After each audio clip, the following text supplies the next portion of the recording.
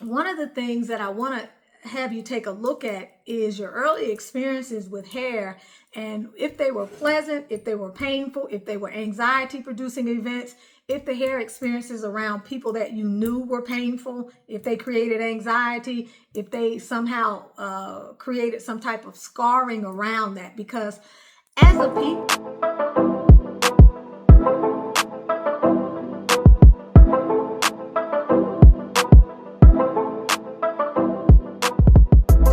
welcome to the channel. Welcome to the channel. Hello, my fellow sister lockers, knotted lockers, micro lockers, traditional lockers, and all the rest of you out here in these hair care streets. Welcome to the channel. You're with Tunisia Ali. If you have not purchased my book, Manifesting Your Masterpiece, you can get it on Amazon. If you want to get into more spiritual matters or matters that have to do with up-leveling your mindset, you can see me over on my spiritual channel, which is Butterfly Transformations. It is wonderful, wonderful, wonderful to be here with you all today.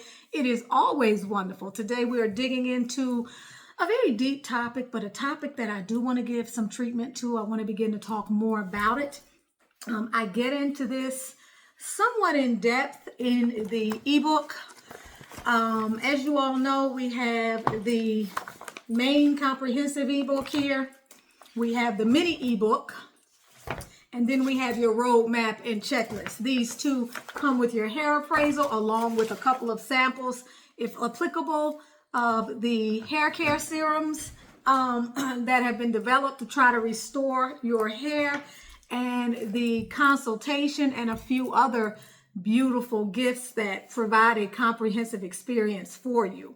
But I do talk a bit more about hair trauma in this piece here and getting to the root of what it is. And so before we even get started, I want to pose a question to you.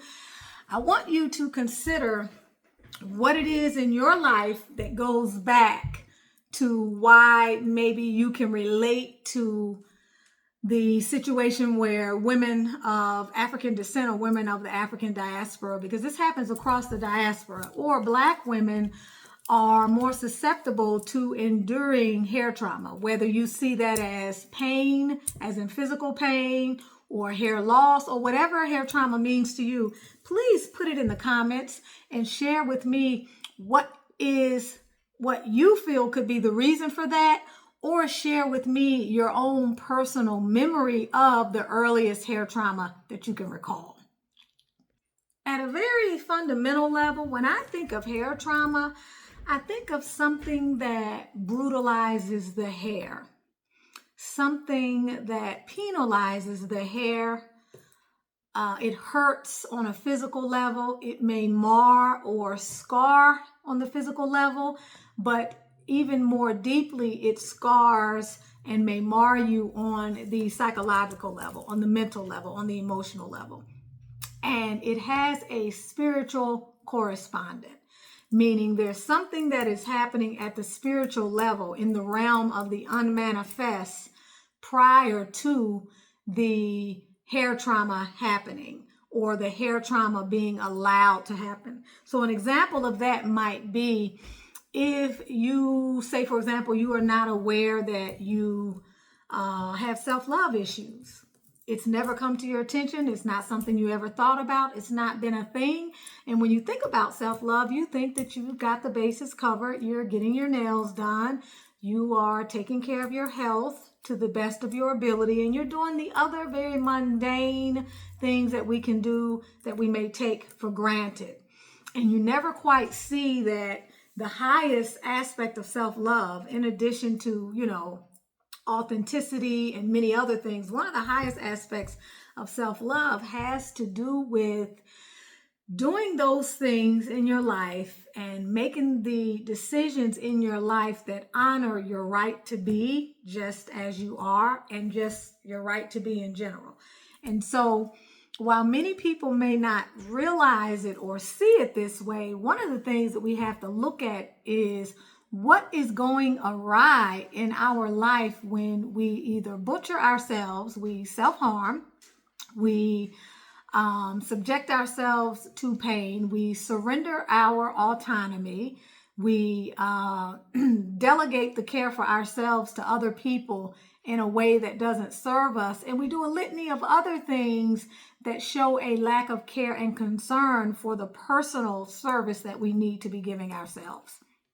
In short, when we allow other people to do things to us that harm us, or that harm a part of our being, or when we do things to ourselves that self-harm. So while we may look at self-harm as cutting our wrist, or someone attempting to commit suicide, we don't really lump in the things that we do that cause our hair trauma, or that somehow traumatize our scalp while traumatizing us spiritually. We don't look at that in the same way. And so what I want you to do, what I want to call you to do, is to consider, what is the difference? And is that difference so subtle that it should be even a difference in the first place? What is it about us in particular as women of the African diaspora? Because no other group experiences this the way we do. As a matter of fact, traction alopecia, CCCA, which is, I talk about it in earlier videos. I talk about it in my ebook, which is central centrifugal cicatricial alopecia, and even dissecting cellulitis, are all conditions that are affecting us in a way unlike they affect any other cultural group. As a matter of fact, the numbers will quadruple over the next few years with regard to the numbers of African women / Black women all over the globe that will be affected by this. Why is this happening, and why are we sitting for this? It's something that is going on spiritually, and I would argue that by and large, on some level, indirectly, it is related to in Africa, and in that space, the colonization of the indigenous people. In this space, it is a sort of post-traumatic slave stress syndrome, whatever you may have heard that term referred to as. It is something that we in particular have been afflicted with, and it can come about as a mechanism, or as a coping mechanism, or a manifestation of some level of self-denial, depersonalization, or self-hatred. And so we have a pretty complex, pardon me for this light, I think I'm going to have to pause the video. There is quite a complicated history and context behind what I am discussing here. And I'd like you to add whatever you feel comfortable with in a constructive way in the comment section. Don't forget to give the videos a thumbs up. Don't forget to share it. But you don't really have to go back too far. And you can look at our present condition and circumstances to see that we, as a collective, have still not elevated from this. We still have not reclaimed what is ours, which is the right to be ourselves, the right to not participate in things that don't harm us, and the right to not be subjected to someone else's economic gain by way of us participating in things that don't serve us. When we know better, we must do better. But since as a collective, we are not really doing better, in fact, I would argue that in many spaces, we're actually regressing. Because we're not just talking about hair trauma in the lock community. We're talking about hair trauma with the wigs, with the weaves, with the cornrows, with the braids, with the box braids, all of these things. So the question that I'm posing to you also is, why? Why hair trauma? Where does this come from, and why are we putting up with it? So as a people, many of us, at least in this experience, have become accustomed to discomfort, have become accustomed to pain around our hair. And that didn't just come up and synthesize out of nowhere. That came up by the way that we were introduced, some type of early experience. We formed a negative attachment style with regard to the relationship that we have with our hair. So you can look to those early caregivers who might have combed your hair too hard, or you can even look to societal conditioning and standards around what was beautiful. There's just so much to unpack, and it's such a complex area, and we can't get to it all at one time in this video. But one of the things that I want to have you take a look at is your early experiences with hair, and if they were pleasant, if they were painful, if they were anxiety producing events, if the hair experiences around people that you knew were painful, if they created anxiety, if they somehow created some type of scarring around that. Because as a people, we have gotten accustomed to trauma as a operational mode, a standard of operation. We have gotten accustomed to things being painful, to enduring, persevering, and coping with certain things, even if those coping mechanisms were dysfunctional. If you started out early as a child and whomever was combing your hair, it was very painful, it hurt. Maybe you got hit with the comb. Maybe you were screaming in the other room while some other authority figure was trying to figure out what was going on, while your mom or your grandmother or your sister was trying to comb your hair. And then we came up with this term about being tender-headed. And I think that originated in our community, and that was something to describe the person who said ouch. Because if you didn't mind somebody combing your hair and your hair being snatched, you were considered, okay, you were normal. But if you didn't like that pulling and that pain and that stretching, then you were coined with the phrase of being tender-headed. So as you continue to grow up and come into contact with all of these things that you had to do with your hair in order to be either acceptable, presentable to society, maybe even acceptable within your family. Some of you have commented that to wear natural hair you were made to feel as though your hair was not done. If you wore natural hair, it was like a sign that you were a lower class, or you were not, you were uncouth. And so as time goes on, you've gotten used to your hair being a sort of the bane of your existence, your hair being a trial and a tribulation. So is your hair a trial and a tribulation? And at what point did you drop that particular identity? So if you think about it, if you have been conditioned and grown accustomed to that, then going to the salon, which has always been something that we've done in our community as well, and many of us have witnessed our friends, our family, and even ourselves go to the salon. I've talked to so many women. I was talking to a wonderful soulmate of mine today. Go to the salon only to lose our hair. And to actually be okay with that on some level, whether it was lost because it was over-permed or it was over-chemicalized, treated, maybe locked, sister-locked, micro-locked, whatever it is, to be in a salon and be a person having turned your hair over to someone else, whether you don't want to do it and deal with it at all, it's the bane of your existence. Maybe you're busy, maybe that's just not your ministry, whatever it is, but then to turn your hair over to someone else and then be traumatized, but be okay with that traumatization and to return and allow the same person who hurt you and harmed you, allow them, or to think that that person that hurt or harmed you can actually heal you. It's a psychosis when you really think about the level of self-harm and how deep it can go. And as we translate this over into what is going on in our particular community with the Locs, and you can talk about this with regard to the lace front wigs and any other place you want to go with this. But the idea that I can sit down, I can experience pain, I can experience acute pain in that particular episode, or I can experience the chronic pain that becomes visible over time in the way of hair fallout or thinning or balding or traction alopecia or CCCA or DC, whatever it may be. But I will continue to go back and I will continue to repeat that, rinse and repeat, rinse and repeat, rinse and repeat. And I might even be in such a psychotic state, I'm going to call it, that I will continue to go back once I begin to realize that something is actually wrong. We have to examine how we become so removed from ourselves and how we depersonalize our experience as a result of the trauma that we have been victims of in this particular country, within the diaspora, in terms of colonization and imperialization and so many other things, or imperialism. We have to begin to ask these questions. We have to begin to ask ourselves why. I've been on this channel for going on 6 years. For the last 5, I have been hammering home these kinds of points again and again and again and again. And I have not really relented. It's actually become my thing to raise awareness and to initiate and catalyze an education campaign around these topics beyond just our community in general.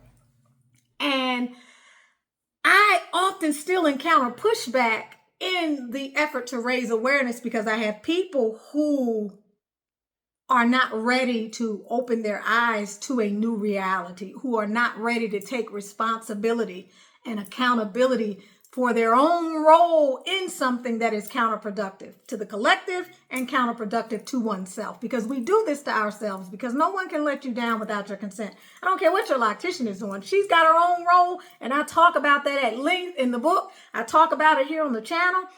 But it's you that makes the decision to return. And it's you who doesn't see the relationship between how you accept less with your hair, how you accept less on the job, how you accept less in the relationship, how you've been silenced in multiple areas of your life. And it's an act of self-harm. It is not helping you.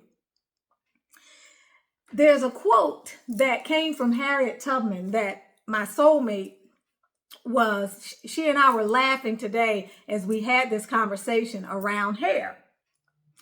And the quote was something that Harriet Tubman said about she had freed 1,000 slaves. She had freed thousands of slaves, or 1,000 slaves, and could free 1,000 more if only they knew that they were slaves. And my friend made the comment that it wouldn't matter if God came down and gave them the sight during that moment and they saw that they were slaves. They saw the physical manifestation of the shackles and everything else. They still wouldn't leave the plantation. So I understand very clearly that my message is not for everybody. Literally, when you look at this reality as a matrix, we have many Mr. Smiths. We have tons of agents, which are people who are just programs, and they're moving around and they're doing what they do. Okay. And they're incapable of raising to a certain level of awareness. They don't want to. They're not here for that level. They're here as an NPC. They're here to be in this reality and to do what they do. And that's fine, because we have a diverse ecosystem. You probably heard me say it here and on my other channel quite often. It's okay. Those people will be with us always. Those are not my people. I am here and I exist on this channel for my tribe, for the level of women who are ready to take the shackles and the chains off and walk off the plantation. That's my tribe. The rest, I don't have anything to do with. I don't care what they're doing. I can't help them. A word to the wise is sufficient. I am here to be a messenger and a vessel to put the information out there. That's it. To give you some options to consider, to put before you a provocative thought, to give you an inspirational vitamin, and to have you to open up your mind to something that doesn't belong to me. It's only coming through me. This is what I'm supposed to be doing at this point in time in my spiritual evolution. This is what I've been called to do. It's been something I've been moving towards quite some time, and it's going to be what I'm going to continue to do for the foreseeable future, at least for this particular phase of the season that I am in. I'm going to continue to blow the trumpet. I'm going to continue to give the resonating call for change, and I will not stop. Again, I am not interested in those people who are the shrimp, the bottom feeders. I'm going to be very frank with you. I'm not interested in those people. Those are not my people. I want to, and I am preaching to the choir. That level of feminine energy that is ready to wake up, free herself, and walk off the plantation. Walking off the plantation to you may not mean leaving Sisterlocks and Microlocks. If that ain't your thing, that ain't your thing. I'm not saying you got to do that. I continue to support Sisterlocks and Microlocks here on this channel. But you need to know what you are dealing with. You need to understand what you are dealing with. And for as long as I've known, I've yet to hear any comprehensive discourse, I repeat, discourse on this topic. And what I am here to do is to break it down and to help pull some of you out from behind this veil of darkness. Okay, this idea that this is something that you can continue to participate in the way that you've been participating in it and be okay. It's not going to happen. If you all remember, I have talked about my journey for the last 5 years. I have talked about the multitude of things that I was vigilant about and the things that I had to do. Necessity is the mother of invention. There's nothing that is going on that that is evolutionary, that is evolving us and assisting us, unless and until it is born out of discomfort.